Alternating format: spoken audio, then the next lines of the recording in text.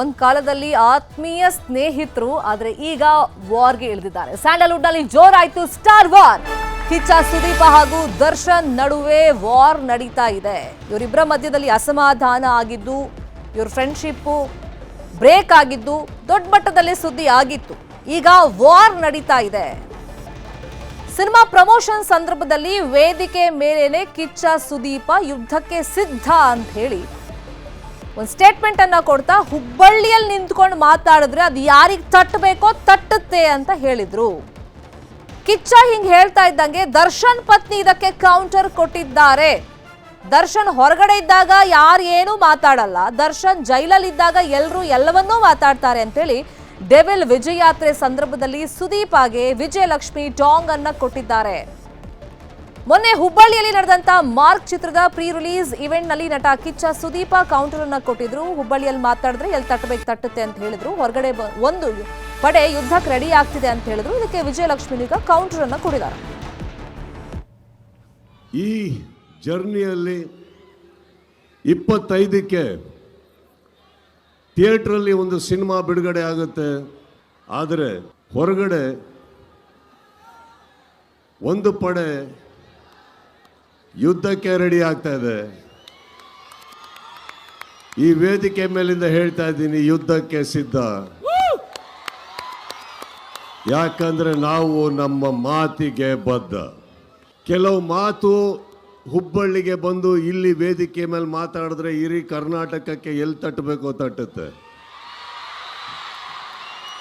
ಹೇಗೆ ತಟ್ಟಬೇಕೋ ತಟ್ಟುತ್ತೆ, ಯಾವ ಭರ್ಜರಿಯಲ್ಲಿ ತಟ್ಟಬೇಕೋ ತಟ್ಟುತ್ತೆ ಅನ್ನೋ ಒಂದು ಕಾರಣಕ್ಕೆ ಕೆಲವೊಮ್ಮೆ ನನಗೆ ಅನಿಸುತ್ತೆ ಸೈಲೆಂಟ್ ಆಗಿರೋದು ಒಳ್ಳೆಯದೋ ಕೆಟ್ಟದೋ ಗೊತ್ತಿಲ್ಲ. ಆದರೆ ನಿಮಗಳಿಗೋಸ್ಕರ, ನನ್ನ ಸ್ನೇಹಿತರು ನೀವೆಲ್ಲ ಚೆನ್ನಾಗಿರಬೇಕು ಅನ್ನೋ ಒಂದೇ ಒಂದು ಕಾರಣಕ್ಕೋಸ್ಕರ ನಾವೆಲ್ಲರೂ ಒಳ್ಳೆಯ ಹೆಸರಲ್ಲಿ ಇರಬೇಕು ಅನ್ನೋ ಒಂದೇ ಕಾರಣಕ್ಕೆ ನಾನು ಬಾಯಿ ಎಲ್ಲದನ್ನು ಮುಚ್ಕೊಂಡಿದ್ದೆ ಹೊರತು ಬಾಯಿ ಇಲ್ಲ ಅಂತಲ್ಲ. ಬಹಳಷ್ಟು ಕಲ್ಲಿನ ದರ್ಶನ್ ಅವ್ರು ಇಲ್ಲದೆ ಇದ್ದಾಗ ಅವ್ರ ಬಗ್ಗೆ ಹಾಗೆ ಅವ್ರ ಫ್ಯಾನ್ಸ್ ಬಗ್ಗೆ ವೇದಿಕೆ ಮೇಲೆ ಹೋಗೋದು, ನಿಂತ್ಕೊಂಡು ಮಾತಾಡೋದು, ಚಾನೆಲ್ ಮೀಡಿಯಲ್ಲಿ ಕೂತ್ಕೊಂಡು ಮಾತಾಡೋದು, ಹೊರ ಕೂತ್ಕೊಂಡು ಮಾತಾಡೋದು ಎಲ್ಲ ಮಾಡ್ತಿದ್ದಾರೆ. ಅದೇ ಜನಗಳು ದರ್ಶನ್ ಅವ್ರು ಇದ್ದಾಗ ಅವ್ರು ಬೆಂಗಳೂರಲ್ಲಿ ಇರ್ತಾರ ಇಲ್ವಾ ಅಂತಾನೆ ಗೊತ್ತಾಗಲ್ಲ, ಎಲ್ಲಿ ಮಾಯ ಆಗ್ತಾರೆ ಅಂತಾನೂ ಗೊತ್ತಾಗಲ್ಲ.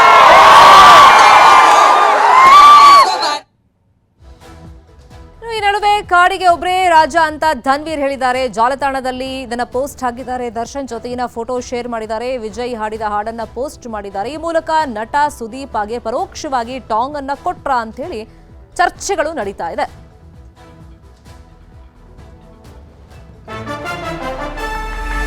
ಇನ್ನು ಈ ಸ್ಟಾರ್ ವಾರ್ ಇದೆಯಲ್ಲ, ಇದು ನಿನ್ನೆ ಮೊನ್ನೆದಲ್ಲ. 2017ರಲ್ಲಿ ಸ್ವತಃ ದರ್ಶನ್ ಟ್ವೀಟ್ ಮಾಡಿದ್ರು, ನನ್ನ ಹಾಗೂ ಸುದೀಪ್ ನಡುವೆ ಸ್ನೇಹವಿಲ್ಲ ಅಂತ ಹೇಳಿ ಒಂದು ಸ್ಪಷ್ಟನೆ ಕೊಡುವಂತ ಕೆಲಸವನ್ನ ಮಾಡಿದ್ರು. ಅವತ್ತಿನಿಂದ್ರೂ ಇಬ್ಬರ ನಡುವೆ ಸ್ಟಾರ್ ವಾರ್ ನಡೀತಾ ಇದೆ. ಅಂದ್ರೆ ದರ್ಶನ್ ಫ್ಯಾನ್ಸ್ ನಿಂದ ಪೈಲ್ವಾನ್ ಪೈರಸಿ ಅಂತ ಹೇಳಿ ಆರೋಪವನ್ನ ಮಾಡಲಾಗಿತ್ತು. ದರ್ಶನ್ ಫ್ಯಾನ್ಸ್ ಮೇಲೆ ದೂರು ಕೂಡ ನೀಡಲಾಗಿತ್ತು. ಈಗ ಡೆವಿಲ್ ಆಲ್ರೆಡಿ ರಿಲೀಸ್ ಆಗಿದೆ, ಮಾರ್ಕ್ ಇನ್ನೇನು ರಿಲೀಸ್ ಆಗಬೇಕು. ಇಂಥ ಟೈಮ್ನಲ್ಲಿ ಮತ್ತೆ ಸ್ಟಾರ್ ವಾರ್ ನಡೀತಾ ಇದೆ ಸ್ಯಾಂಡಲ್ವುಡ್ ನಲ್ಲಿ. ಡೆವಿಲ್ ಓಡ್ತಿಲ್ಲ, ಖಾಲಿ ಥಿಯೇಟರ್ ಅಂತ ಹೇಳಿ ಕಿಚ್ಚ ಫ್ಯಾನ್ ಸೋಷಿಯಲ್ ಮೀಡಿಯಾದಲ್ಲಿ ಪೋಸ್ಟ್ ಗಳನ್ನ ಹಾಕಿದ್ರು. ಕೆಲವೊಂದಿಷ್ಟು ಫೋಟೋಸ್ ಗಳನ್ನು ಕೂಡ ಶೇರ್ ಮಾಡಿದ್ರು. ಇದೀಗ ದರ್ಶನ್ ಫ್ಯಾನ್ಸ್ ಇಂದ ಸುದೀಪ್ ಆಗಿ ನೇರ ಆಹ್ವಾನವನ್ನ ನೀಡಲಾಗಿದೆ. ನಾವು ಯುದ್ಧಕ್ಕೆ ರೆಡಿ, ಕರೆದ್ರೆ ಬರದೇ ಇರ್ತೀವ ಚಿನ್ನ ಅಂತ ದರ್ಶನ್ ಫ್ಯಾನ್ಸ್ ಪೋಸ್ಟ್ ಅನ್ನ ಹಾಕಿದ್ದಾರೆ. ಇಲ್ಲಿ ಅವರಿಬ್ಬರ ನಡುವೆ ವಾರ್ ಅನ್ನೋದಕ್ಕಿಂತಲೂ ಫ್ಯಾನ್ಸ್ಗಳ ಮಧ್ಯದಲ್ಲಿ ಇಬ್ಬರು ಫ್ಯಾನ್ಸ್ ಕೂಡ ಸೋಷಿಯಲ್ ಮೀಡಿಯಾದಲ್ಲಿ ಪ್ರತಿದಿನ ಯಾವುದಾದ್ರೂ ಒಂದು ವಿಷಯವನ್ನ ಇಟ್ಕೊಂಡು ಕಿತ್ತಾಡ್ತಾ ಇರ್ತಾರೆ. ಕೆಟ್ಟದಾಗಿ ಕಮೆಂಟ್ಗಳನ್ನ ಹಾಕ್ತಾ ಇರ್ತಾರೆ.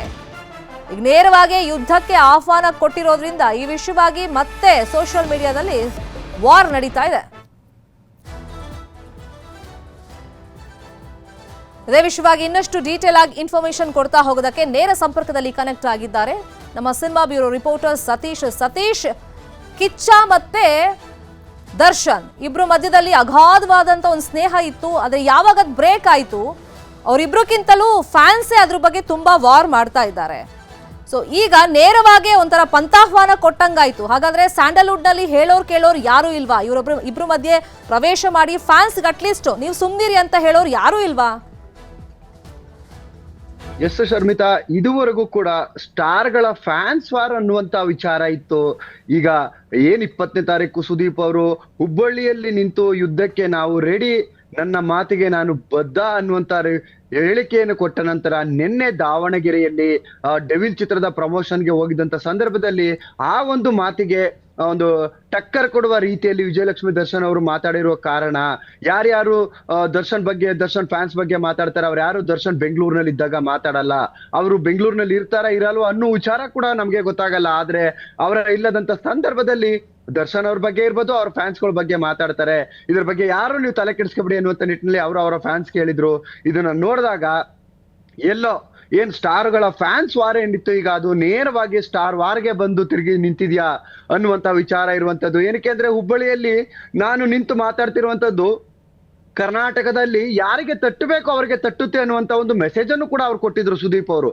ಈಗ ಆ ಒಂದು ಮಾತು ಸೇರ್ಬೇಕಾದಂತಹ ಜಾಗಕ್ಕೆ ಸೇರಿದ್ಯಾ, ಅದಕ್ಕೆ ಮಾತಾಡ್ಬೇಕಾದಂತವ್ರು ಮಾತಾಡಿದ್ದಾರಾ? ಈ ರೀತಿಯಾದಂತಹ ಒಂದಷ್ಟು ಚರ್ಚೆಗಳು ಆಗ್ತಿದೆ. ಏನ್ ಪೈಲ್ವಾನ್ ಸಿನಿಮಾದ ಸಂದರ್ಭದಲ್ಲಿ ಆ ಒಂದು ಪೈರಸಿ ಆದಂತಹ ವೇಳೆ ದರ್ಶನ್ ಫ್ಯಾನ್ಸ್ಗಳೇ ಈ ಒಂದು ಸಿನಿಮಾವನ್ನ ಸೋಲಿಸಬೇಕು ಅನ್ನುವಂತ ನಿಟ್ಟಿನಲ್ಲಿ ಒಂದು ಪೈರಸಿಯನ್ನು ಮಾಡುವ ಮುಖಾಂತರ ಆ ಒಂದು ಸಿನಿಮಾದಕ್ಕೆ ಕಲೆಕ್ಷನ್ ವಿಚಾರದಲ್ಲಿ ಹಿನ್ನಡೆ ಆಗಿತ್ತು. ಅದಾದ ನಂತರ ಅವರುಗಳ ಫ್ಯಾನ್ಸ್ಗಳ ವಾರ್ ಕೂಡ ತುಂಬಾ ಜಾಸ್ತಿ ಆಗಿತ್ತು. 2017ರಲ್ಲಿ ಅವರ ಒಂದು ಸ್ಟಾರ್ ವಾರ್ ಅನ್ನುವಂತ ಜಾಸ್ತಿ ಇತ್ತು.